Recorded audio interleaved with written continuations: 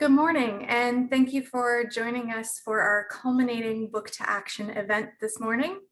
Book to Action has been a great opportunity for the Palo Alto Library to reach out to the community and to build a series of programs around racial inequity and anti-racism education.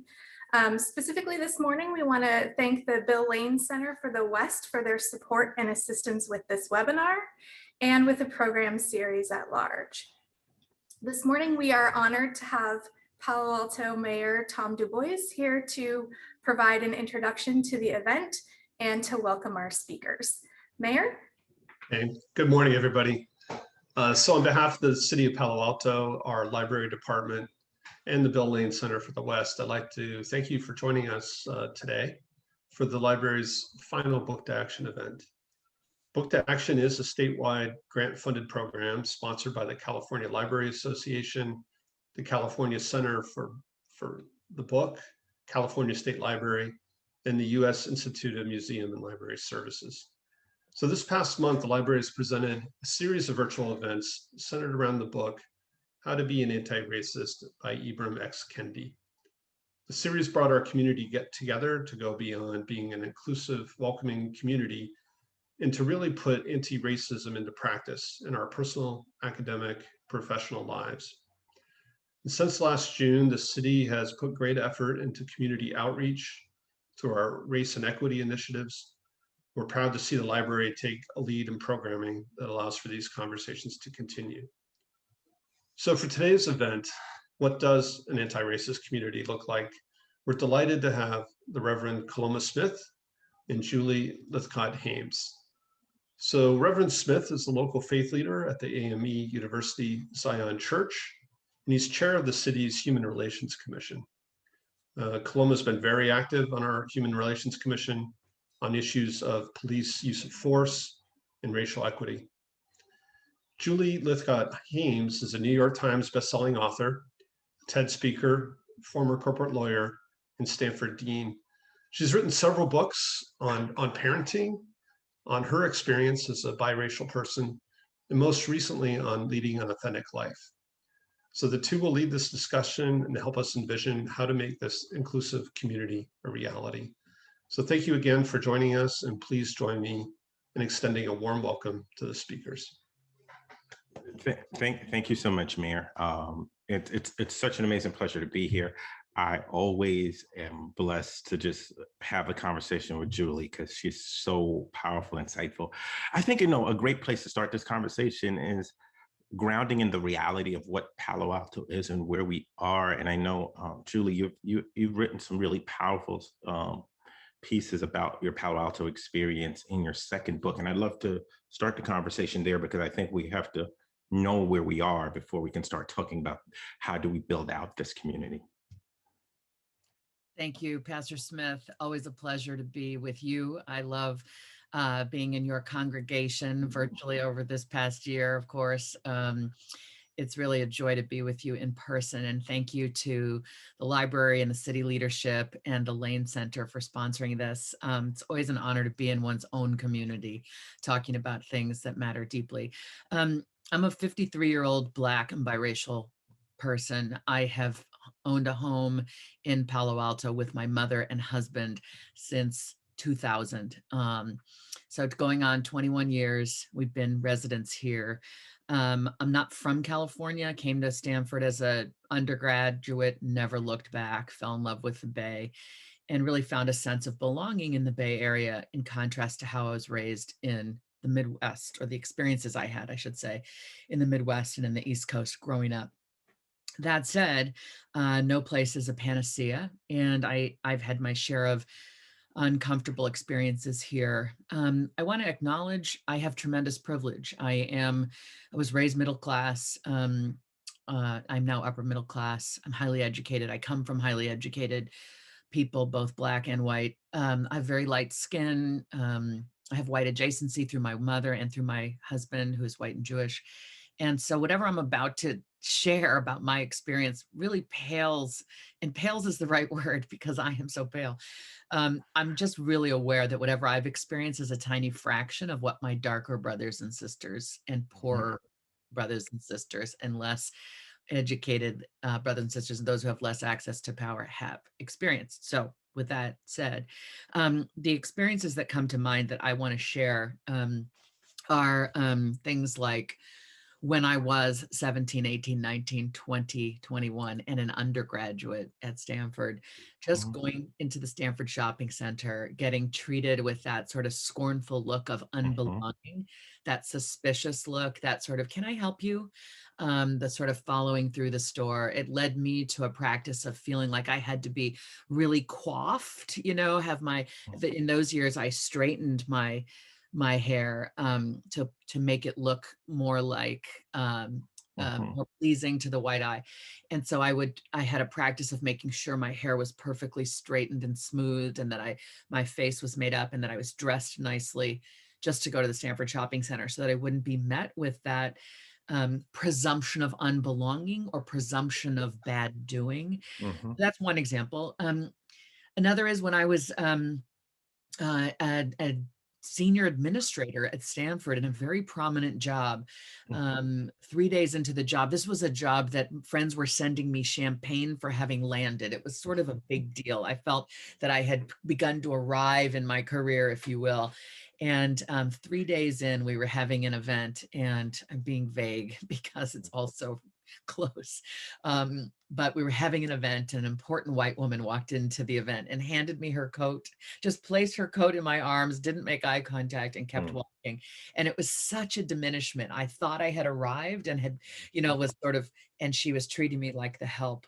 And I looked around for colleagues who would say like, wow, that was shitty. And instead, colleagues were like, when I tried to point it out, they were like, oh, that could have happened to any of us, the white people said. And I thought, no, that is simply not true. But I think where I want to land is just the simple interactions I've had with neighbors. I have had a couple, maybe 5 examples of walking to somebody's house to knock on the door for some reason. Somebody I didn't know, but I had to get something from them, or you know, I needed to ask something, and you know, so I'm knocking on the door of a stranger in the daytime, you know, or maybe the early evening, and just being met with hostility at the door. Things like, "Can I help you?" Can I help you? Like, and one of my stories entails of somebody I didn't know, but was a friend of my nephew, a Black man. And my nephew had left something at this person's house, and my nephew had now flown back to New York. So this is a friend of my nephew's who lives in Palo Alto, who's white, and I'm to go to their house to pick up something that he left. And even though he has told her that I'm coming, I'm met with this hostility, like, why are you at my door? Like, can I help you? And so I go through this performative, hi, I'm Michael Lythcott's. What?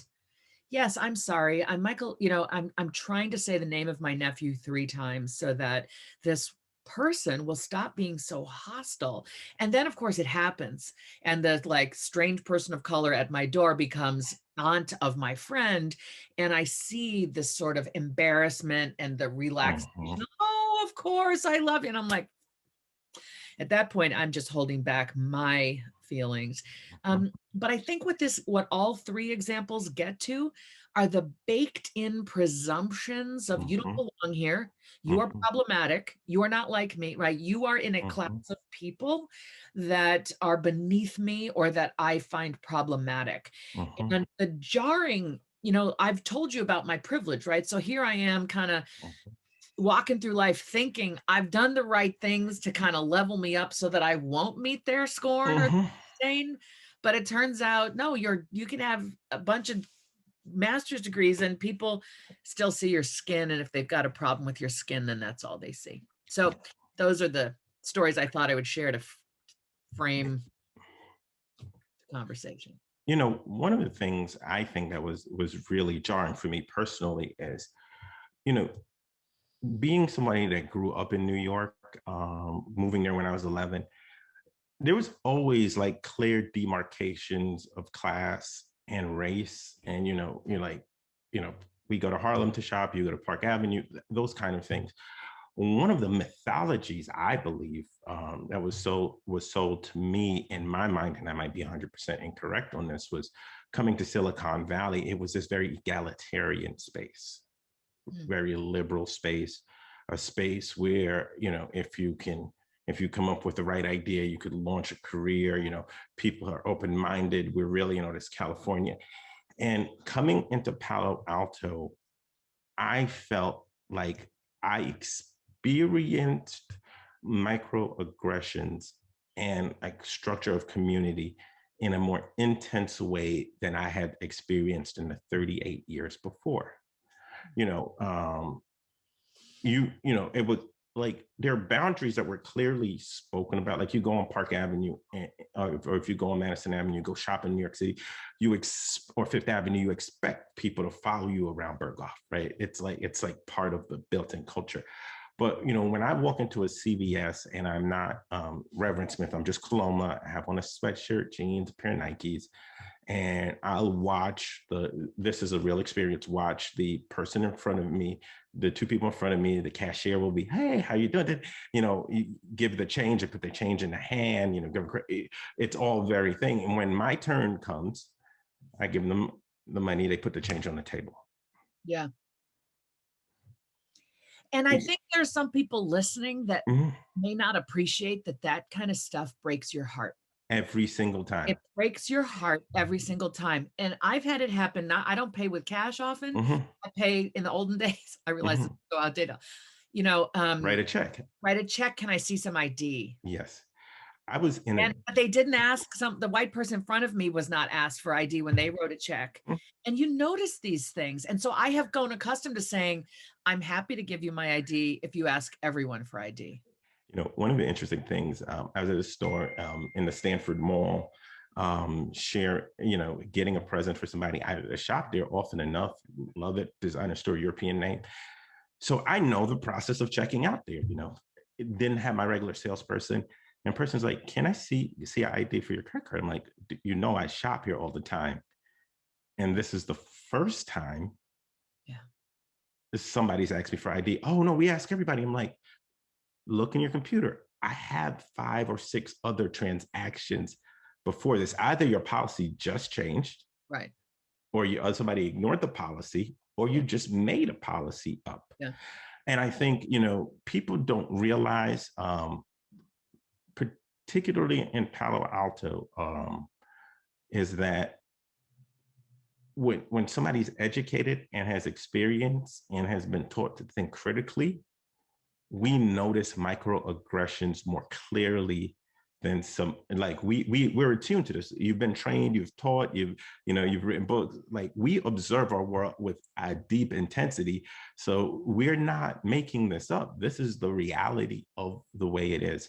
And I think that leads into the other part of our discussion. I want to sort of in the next few minutes we have talk about becoming anti-racist as a community. And I think there's 3 areas I want to talk about: the fear zone, the learning zone, and the growth zone. And I think maybe we should start at the fear zone. I mean, I think, one of the things that I've experienced on the HRC and pastoring, and this is a human condition, it's not a Palo Alto condition, is that we often create a mythology or a imagery of what our spaces, community, and norms are like. The danger in doing that is by building that framework and creating those norms, you're automatically in what I believe is an exclusionary mindset, maybe not intentionally, but these are the values. In order to choose some values, you have to X out other values. Words like, this is the way we do it here. One of the things, Julie, I'll talk about churches, not my church, but when new pastors go to churches, they'll talk about, this is the way we do it at this church. This is the way, and in order to push back against change or differences. And I find it interesting that, that's often driven by fear. And I think, in order for us to start really dealing and being an anti-racist community, we have to start examining what our mythologies, what our perceptions are. We have to start separating ourselves from the property value and the mythology and say, even if I critique where I am, which I loved what you did, you talked about your privilege, you talked about, great community, the blessings you had, but you were able to critique it in a healthy way because you understood your position in it. And I think we as a community need to stop being, or communities need to stop reflexively defending the way and start talking about having honest discussions. I'd love to hear your thoughts on that. Well, I think our community regards itself as precious. Mm-hmm. There is a preciousness to Palo Alto. It's a rarefied place, and to be in the shadow of a world-class university, to have birthed the university in some ways, to have birthed Silicon Valley, to both have created it and to benefit from it, to be all about it. We do think we have arrived. We do think we are the be all and end all, the source of the greatest knowledge and the most forward thinking. And that identity gets in the way. We are afraid to be imperfect. So we're going to deny any evidence of our own imperfection. Mm-hmm. Whereas the way to really lead is with humility and curiosity Mm-hmm. about, well, where's our growth edge? How could we make this place even better? Mm-hmm. And I agree with you. There's a lot of fear, a lot of denial, and the way that it shows up when we express what we've experienced, Kaloma, is, don't you want to give them the benefit of the doubt? Why do you think so personally? When Black folks are being murdered or heavily mistreated by law enforcement, and we express our fear or our concern or our dismay, oftentimes people will say, well, other people suffer too. That's another thing we do here, right? Let's make it all about the Black people because Jewish people are suffering and Asian people are suffering. Like, yes, nobody here is trying to say only Black people suffer. But when there is an acute example of some wrong being done to a Black or brown skinned person, we want to draw attention to that. And we don't want the pain generalized and therefore, it sort of becomes a stop complaining. Everybody's dealing with hardship. Frankly, I think it's a refusal to see Black folk as actually human. I think there is in many folks a sense that Black people are not like me. Their pain is not human pain. Their anguish is not human anguish. When their children are harmed, it's not like my children are harmed. There is an innate fear-based disassociation with brown skinned people if you are not brown skinned. And it leads to not just indifference, but cruelty. And I think I agree with you. And, one of the things, and I want to hop into learning zone too, is that I call it issue overload. I think there are thousands of good causes in the world. And I think a lot of them have parallels. One of the things I have really worked on personally as a leader is if I show up as an ally for somebody, I don't add my issue to the allyship. So I'll give you an example. I know ICE was a significant issue in the Latinx community. When I was showing up and talking about that, I wasn't talking about police brutality against the Black community because I felt like my moment to stand with you is now. It's not my moment to take your moment and shine it on my issue. Right. That's beautiful. It's beautifully put. And I find with my liberal white friends, liberal white folks with whom I am close and I cherish my relationship, I often find that many of them want to step into the space of, I understand, I've been there, let me tell you about my thing, instead of just centering whatever the actual thing is that the person of color is experiencing. I think that's a beautiful example of you can relate. There are things that are similar, and yet in that moment, You want to center the experience of Mm-hmm. the person or the community or the issue that we're focusing on. Mm-hmm. Yep. Beautiful. You know, one of the things, and I struggled with, and I struggled with this. I mean, I want to call out AAPI hate crimes. I really do, and I want to call out the fact that there are some people with my skin color that are doing the crimes, but I treat it as a separate issue than the challenges around policing and Black abuse. And I don't try, if I'm on a platform for one, trying to commingle the issues, because what you're doing there is I'm using somebody else's issue to validate my issue. And I think when we start talking about being anti-racist, we have to realize that the second we start, how can I put it? Using other people's challenges to validate my own challenges, am I down? You said it best. Am I downplaying them? Am I disregarding their humanity? Am I truly being anti-racist, or am I just perpetrating the system of using others to get my point across? Yeah. You know, you're talking about this wonderful concept of becoming an anti-racist, moving from the fear zone into Mm-hmm. the learning zone. And then I know ultimately Into what's the growth. the growth zone. Do you Mm-hmm. want to show that slide? I'm happy to pull it up, or you can, I think folks might benefit from seeing this. Oh, definitely. Hold on, I can show that slide if we do. We have I have screen. it up right now. If you want me to pull it up and then you can narrate to it. I will share it right now. Got it? Okay. Can you see? Yes, yes. So, you know, this is sort of the framework for our discussion today. And I think this is super helpful for people, because becoming anti-racist, the first step is you need to move from the fair, you're in the fair zone, which we described in our conversation around the mythology of a place and the way and XYZ. And you defend that because this is me. The other thing is that learning zone. And I think the fair zone and learning zone is not as distinct a marker, because I think you described it best. You come out of the fair zone, and as you enter into the learning zone, you start doing comparative analysis because you're trying to figure it out. But I think the danger in that comparative analysis is that you can now start diminishing other people like you described. As you go into the learning zone, there are things like I understand my own privilege and ignore racism. I educate myself about race and structural racism. I'm vulnerable by my own biases and knowledge gaps. You move into the growth zone, you know, and I think this is a hard part for people. One of the things people say, I'm not racist.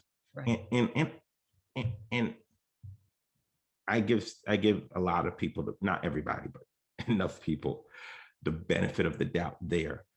Because you're not something doesn't mean you don't benefit from the structures of something. Yeah. Yep. I think that's been, in the last few years, the awakening to that concept. I've seen it happening around the nation in different communities. That very point you just made.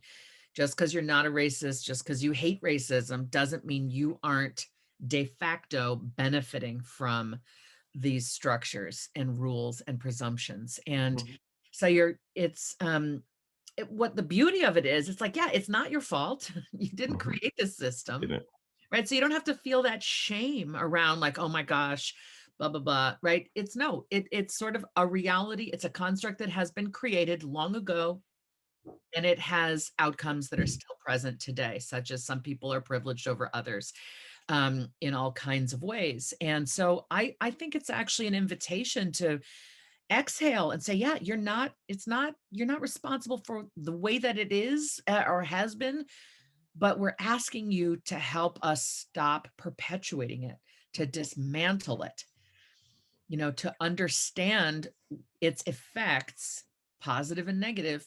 Plenty of people benefit from racism. And we're asking you in this 21st century to take a look around and ask yourself some hard questions about the extent to which that might be true for you. And that's why, Kaloma, I early on said, look, I'm light skinned, I'm upper middle class. Like I benefit in the whole light to dark hierarchy. I'm pretty light, and that benefits me.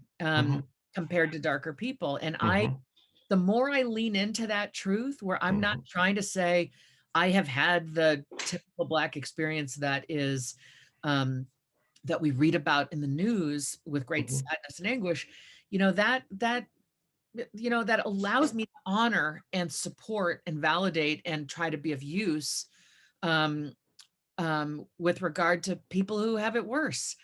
I'm able to say, yeah, I am privileged. How do I use this privilege? Mhm. Try to draw attention to different folks' experiences. No, you just so in such a profound way described one of the significant parts of the learning zone where you become vulnerable about my own biases and my own knowledge gaps. I sort of want to continue in that thread. One of the things that I have realized that I have significant biases against the Midwest culture. You know, being somebody that's from an island and lived on coast, and you know, I have significant biases on flyover country. I really do. But I need to also start exploring what that culture is. What are the assumptions? What are the values? What are those things? So I can start building relationships with people in other spaces. The same way, I think it would be irresponsible of anyone that lives in Palo Alto not to engage our Asian community and start learning about the differences in different Asian communities. I personally think the worst of you, the word use of Asian to describe like 2/3 of the world's population is probably the most colonial thing that we could ever do. You know, we know there's even differences in culture in China, from northern China to the southern city. There's so many differences, but I think we, in order to build the anti-racist community, need to start saying to ourselves, do I care enough about those that are different from me to invest time and humbly learn about their culture without trying to draw narratives and similarities towards each other's culture? Well, we do that here, so that sort of is analogous to that. And I find when I do that, that's when I start falling into the greatest pitfalls, because not everything somebody else does has an accurate or even an matchup in our culture. I want to offer something that is a yes, and I love what you just said about learning about, investigating, being curious about, getting educated, and that's important. And it's a lot of work. Mm-hmm. Deliberately try to learn about the myriad cultures we have in this relatively small city, but it's important work. I want to add another type of work that can be done at the level of the self. That Mm-hmm. is our mind, our spirit, our heart, our soul, wherever you feel the innermost stuff resides.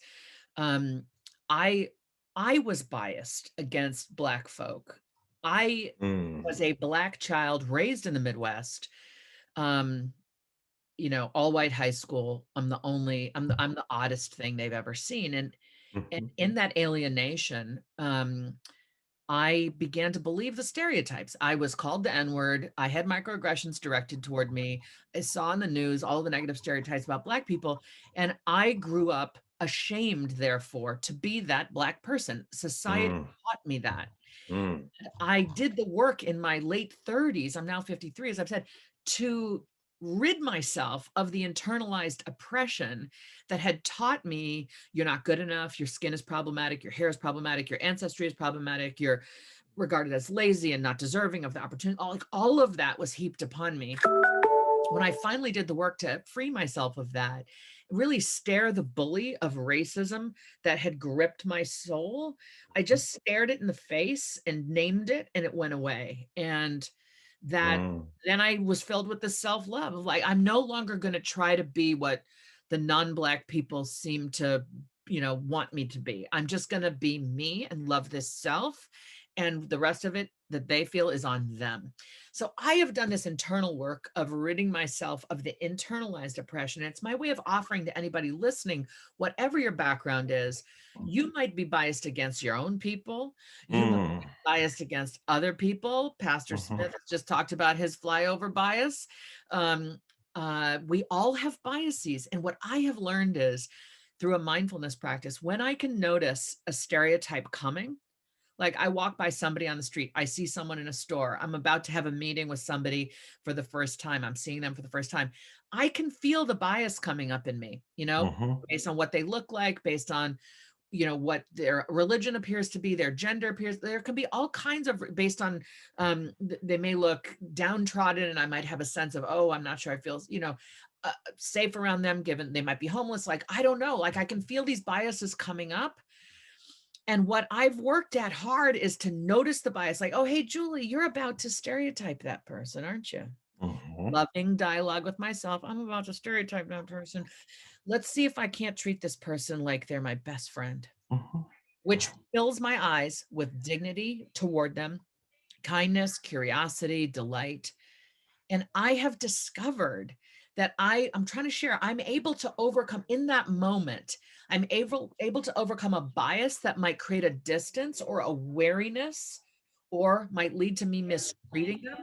I'm able to overcome that by just naming the fact that I'm about to do it. I gain control over myself. That is how I am actively working at being anti-racist and anti-other things within my own spirit. Name it to myself when I feel it coming up and it starts to dissolve, and then I can show up as the person I aim to be. One of the dangers I find in culture, and I want to spend a little bit of time in the growth zone right now.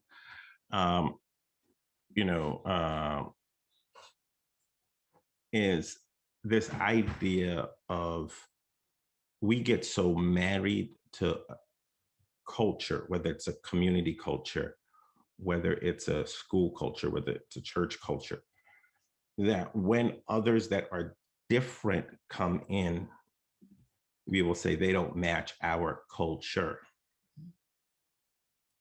And I find that a dangerous language because, you start, that automatically negates the beauty of what other people can bring to the table. I think when we start organizing our world around us, we have to be careful how we express those organizing principles and how by expressing those organizing principles, we automatically start excluding other people. One of the biggest frustrations that I've heard, particularly from African Americans and Black people in the space of Silicon Valley, in the city and opportunities, is they often hear they're not the right fit for our culture. They don't have the right experience for our culture. And then we will sit back and people will see things like somebody got an opportunity to run a team for the first time, but they told me, even though I have more experience and have run teams, I don't have enough, because they match the culture. And I think this is where we start seeing the structural issues of indirect racism built in, because we're using this language that's redlining a person's experience in being to match a culture. And I think one of the critical things that we're going to have to do as community, as industry, as academia, is start pulling away this idea that the culture limits a person. A culture, the culture of a place is based on people's backgrounds, whether implicitly or explicitly stated. Yeah. So. Yeah, hugely, hugely problematic. Nothing worse than living in a place and having people infer that you're not really the culture of the place. Oh, I just had a thought, but I lost it. Keep going. Okay. So, because I I want to spend some time about talking about how people can stay in the growth zone and some of the challenges of being in the growth zone and some of the rewards of being in the growth zone, particularly around anti-racist behavior.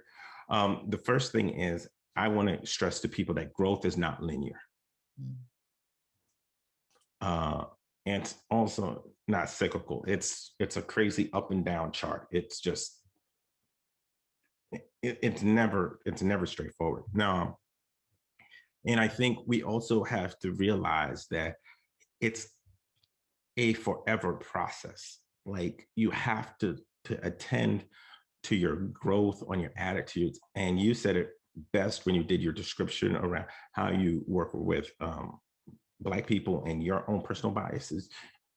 We have to, as people, really be willing to do a lot of self-inspection to really work in that space, because that's how we figure out where we go. And it's painful because there's things we have to let go. But then after we do that, it becomes incumbent on us, particularly those that are part of the dominant culture, to call out the behaviors, the microaggressions, the register, how people are treated, how opportunities are doled out in organizations, how opportunities are doled out in the city, how things are structured. And I think, it's as much marching and shouting as people can do. I think one of the more powerful things you can do is people are sitting at tables in conversations, having kitchen table talk at home with friends, on the golf course, wherever they are. And they need, in those places, this is where the real work of anti-racist and changing the community happens, need to say, that joke's not appropriate. The language you're using to describe this candidate for this job is inappropriate. Yeah. The benefit of the doubt is one of the most subtle ways in which racist behavior shows up. If a white employee or candidate for employment has a bad interview or has a bad day on the job, it's, that goofball, he didn't do a very good job. He needs a better mentor. If a BIPOC employee or applicant doesn't do well in the interview, in the minds of many, it's, well, what'd you expect? Those people, right? And so we're constantly giving folks in the dominant culture the benefit of the doubt when they are perceived to not be perfect or come up short. But for those of us who are members of groups that are typically marginalized, it's our foibles are seen to be just evidence of the stereotype of our own inadequacy. That is, this 400+ year old colonist mentality about us. Well, we're about to hit 12:10, and one of the things we wanted to do was is really spend some time with questions, because we felt like questions would really encourage this discussion. If you want to ask a question, you can put it right in the Q&A block on the Zoom, because I think that's the best place. Julie, do you want to hop into any question? I'm seeing my former law school classmate, my dear friend, Kathleen Tarr from law school, who's asked a beautiful question. So why don't I read it and then we can both riff on it. Let's go. What kind of genuine accountability, truth, and reconciliation, what of genuine accountability, truth, and reconciliation on the path to becoming truly anti-racist? For example, even if a Black person is granted, quote, sort of human status, too many apologies to marginalized people for various behaviors, whether friends or family, neighbors, or professional relations, seem to be more about making the person who apologizes feel good about themselves, find closure, etc. Anti-racist practice requires remedy, and anti-racist community means responding to what the marginalized individual needs to feel whole, not just someone who regards themselves as precious, saying, sorry, wow, I feel better, see ya. Kathleen wants to know our thoughts. So my thought is this.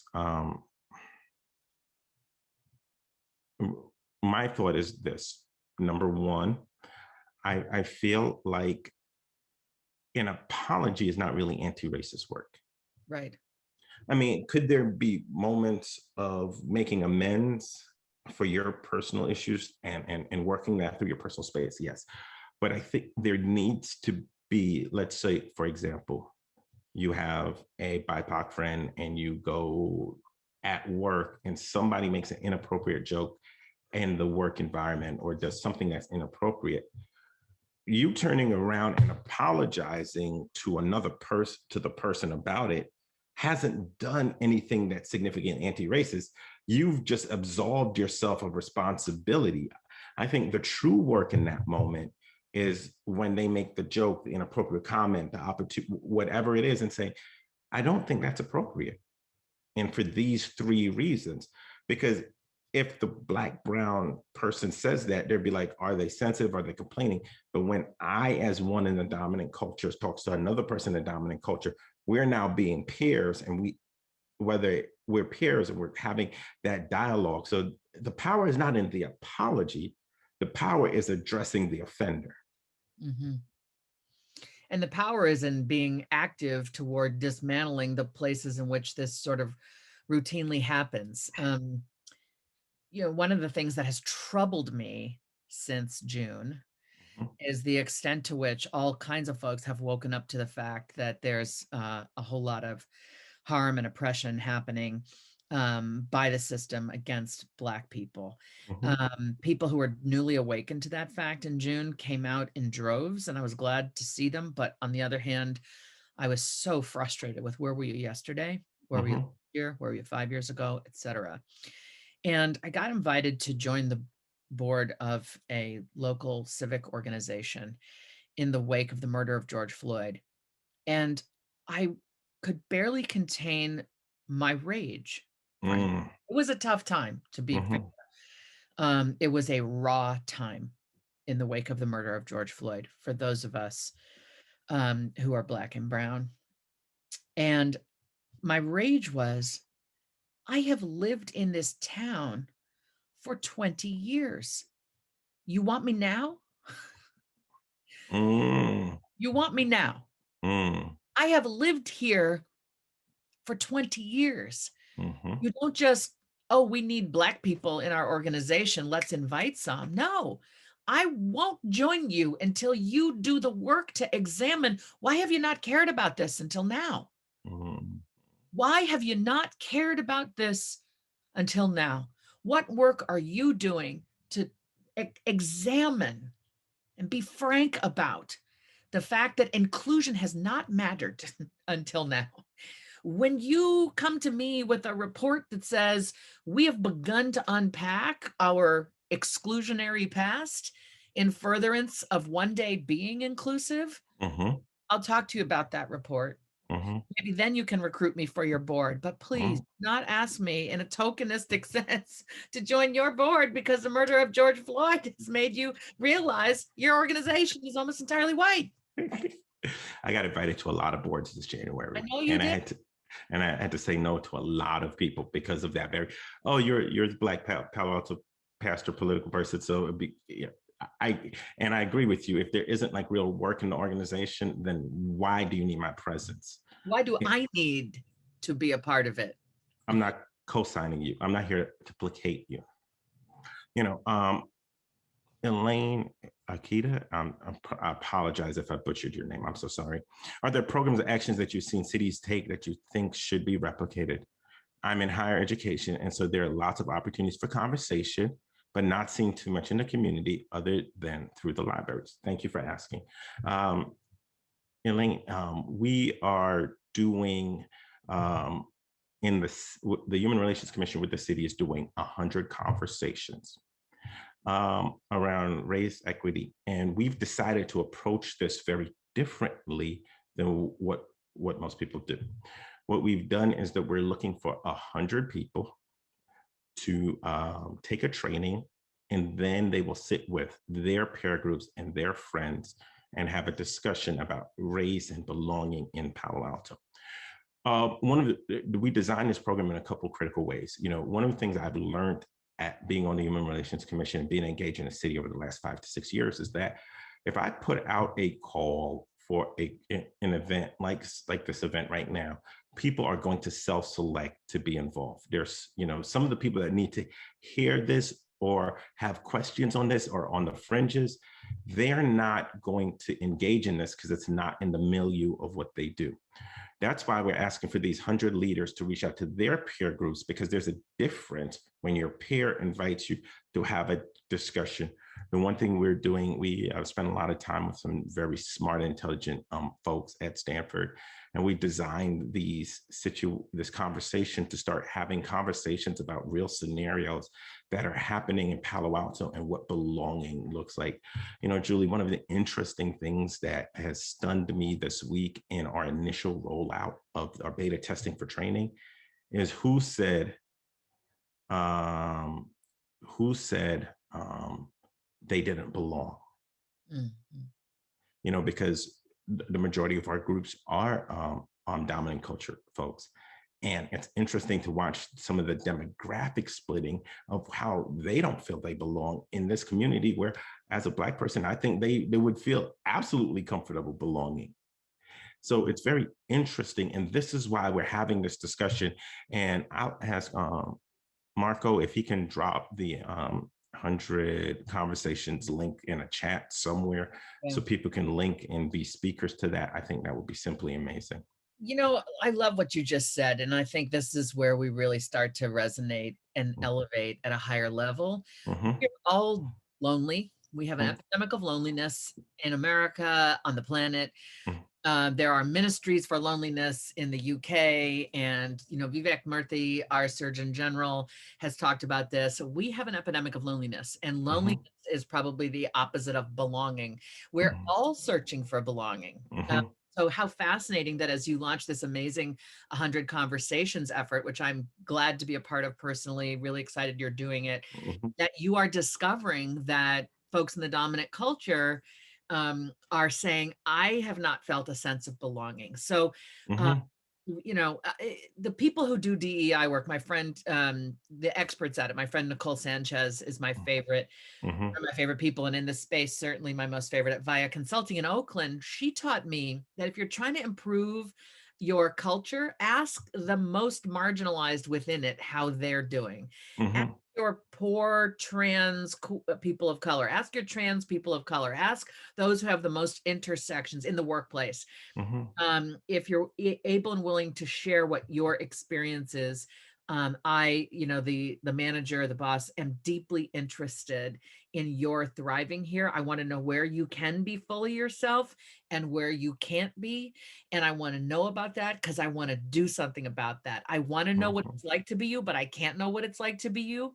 But I want to make sure you can be you here. And if you, Nicole would say, if you can improve your culture, your community for those among us who appear to have the least, it actually raises the quality of the community or the organization for everybody.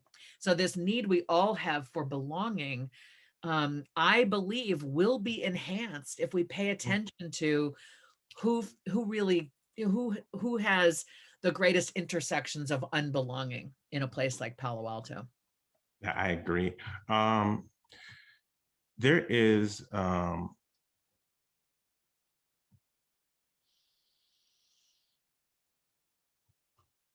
hold on. So I'm going to do this last question, and I think it'll be good. I love how the Reverend spoke of speaking for other groups outside of the Black community. It seems like there is not enough of this in the media. For example, primarily AAPI people are speaking out about the current racism against this group, but I think it would be helpful to see non-AAPI speak out as well. So they're all in this together. Can you speak to the limits of marginalized people only speaking about their groups? Well, so one of the things that I want to be careful of is having the ability to speak across multiple issues implies having capacity to absorb multiple issues or living in a space that allows you to go across intersectionality. I know a lot of Black and African-American organizers that are living in community where food insecurity, housing insecurity, just the very realities of life and the challenges and some of the structural things in policing, they don't have the bandwidth because they're dealing with so much. So I think we have to be careful in that critique about all in together. Fortunately, I live in Palo Alto, and like Julie says, I cannot deny my own privilege. So I come from, because God's blessed me, I have a certain level of privilege. I have the ability to now say, I choose a set of principles around the human condition that I will stand for, and I run and I filter all the things that will have my name on it based on those principles. What I would encourage, and I'm going to turn the question on folks, is for example, if I am in an AAPI group and I start seeing the damage that hate-based and race-based crimes are doing, and I know I have the organizing power, and I see that powerfully, and we just got stuff put through Congress to address this. We still don't have an anti-lynching bill through Congress. So how do I, if I'm going to stand for hate to one group, start asking questions about how can I stand for hate against all groups? Because I now have the capacity, and I have the influence, and I have the affluence to stand with people. So I'd love to hear your thoughts on that. Well, I'm just struck by how the opposite of hate is love. I mean, justice is love in action. We actually need to rid ourselves of the impulse to hate others and regard others as our enemy. This is the ongoing work of our human community. And just scanning the questions here, can't possibly get to all of these. We really appreciate the folks who ask questions. There's one here, Felicia Smith. How can you convince people who say they are allies to take actions that they say are uncomfortable? I appreciate the honesty of that question. And I just want to offer that, yes, standing up to racism, to bias, to the mistreatment of other humans takes courage. It takes courage. It can be scary, or if not scary, uncomfortable. And I think what the ask is can you stand on your position of privilege, whatever it may be in the moment that gives you privilege in the situation, stand rooted in that, take some really deep breaths, love yourself hard, and be courageous. And stand up for whomever in the circumstance is being overlooked, marginalized, mistreated, or worse. Bravery is required. The white supremacists are back. They're armed. They're dangerous. They're proud. They think this is their country. Okay. This is our moment. This is our, like it or not, this is where America is right now. This reckoning with whose country this is. We want to talk about the Palo Alto culture is this and not this. Well, there are a lot of folks saying America is this. The rest of us. And that's deeply existentially frightening to those of us not contemplated as belonging by these armed white nationalists. I expect we are in a historic moment that will be written about 100 years from now when our grandchildren and great-grandchildren are reading their American history. This moment will be in those pages. Okay. And so courage is required. And you may not see the link between, oh, somebody told a racist joke, or somebody demeaned an Asian person, or somebody, was unkind to a Latino person. You may not see the link between that and the white nationalists, insurrection type people, but it's all linked. It's all linked. And courage here at the tiny level of the little things your neighbor, your family member, or teacher said, or coworker, those are the things we have to address if we're going to dismantle this much larger, fearsome thing. Yep. One of the things, I had the opportunity a few years ago to go through the Holocaust Museum in Jerusalem, Yad Vashem. And in the beginning of that museum, they talk about how the average person didn't say anything. We have a lot of current fiction like The Handmaid's Tale that talk about the people didn't say anything. There's a famous poem that talks about they came for the socialists and then they came for the communists and they came for, and when they came for me, I was the only one that was left. I think I want to encourage everyone today that the patterns that we see in our current culture require each of us to speak up courageously, because oftentimes we think things are innocuous, but we create environments that A, create racist tension, and B, take down the notch of our culture and society to deeper and darker places. You know, this is not just a funny joke on the golf course. This is not just a side thing that somebody sent in Slack channel. And this is not just something that was put on a poster. These are all just little cuts and scars that demean us as a community and culture further. So I believe it's absolutely imperative for us to name it. You know, one of the things they say in Alcoholics Anonymous, you got to name it.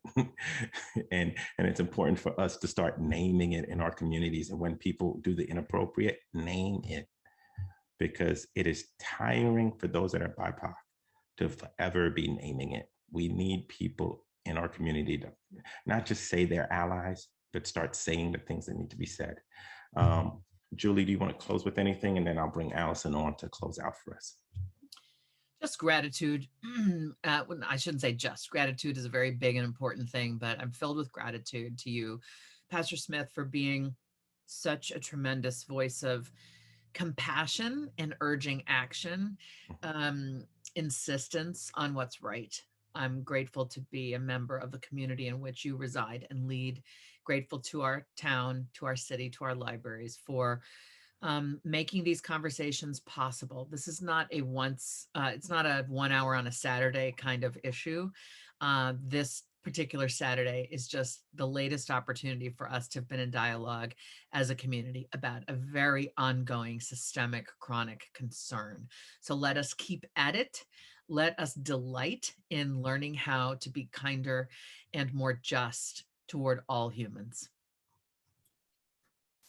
Well, thank you both for such a, I don't know, honest and probably at times painful conversation to relive some of these experiences that you've both had. Seeing the questions and some of the comments in the Q&A, I can tell how much what you both had to say really resonated with the people who joined us from our community today. So just thank you both for being open and sharing and being so heartfelt in the conversation. To all the attendees, I do have a request. We have a survey we'd like you to take, and it'll only take maybe 30 seconds of your time. It's just important for the grant that we received to get some of these surveys back. And I also noticed in the Q&A, people had questions about being able to see this again or being able to share it with others. And our intention is to share the recording of this webinar with all of you who registered. So maybe some of you have friends or family members who weren't able to join us today, but we're looking forward to hearing about the event. We will be sending out a recording later on. And I think that wraps us up for the morning. Thank you all. Oh yeah, and Julie, some closing thoughts or second thoughts from Julie. I just wanted to add, in case you are interested in memoir around these experiences, I have written one. It's called Real American, my experience as a Black and biracial person. I call this my Frederick Douglass face because you can tell I'm already unhappy at once. I'm not right. I wrote my stories down, and this book came out 3 years ago. If you're interested in memoir, if you're interested in the experience of somebody like me in spaces like ours, some of my Palo Alto stories are in here, along with stories from across my lifetime. So check it out if that appeals to you. Thanks for letting me mention it. So Yeah. one thing, Allison, Julie is too humble to say this, but she has a phenomenal new book out that I think is so relevant about growing and adulting, given where we're coming out of the pandemic. Julie, you want to tell us a little bit about it, please? Well, thanks for that, Kaloma. It's called Your Turn, How to Be an Adult, and it's a book on the phase of life we all are in if we survive childhood, and about living your best life as an adult and figuring out who you are and what matters to you in terms of work, in terms of your values, in terms of your identity, and getting braver and braver and braver at being that person, taking care of yourself, looking after others. It's a handbook, and it's available everywhere. Thanks for the shout out. Yeah, and one more thing, I just wanted to encourage all of you to participate in the 100 conversations that the HRC is doing. Marco dropped the link earlier in the chat, and I see that I haven't quite got the link correct, but Stephanie's figured out for my survey the correct link there. So again, thank you to the panelists, and thank you to the mayor for coming along for this journey and introducing us all. And we look forward to continuing the conversation and taking more action moving forward. Thank you all.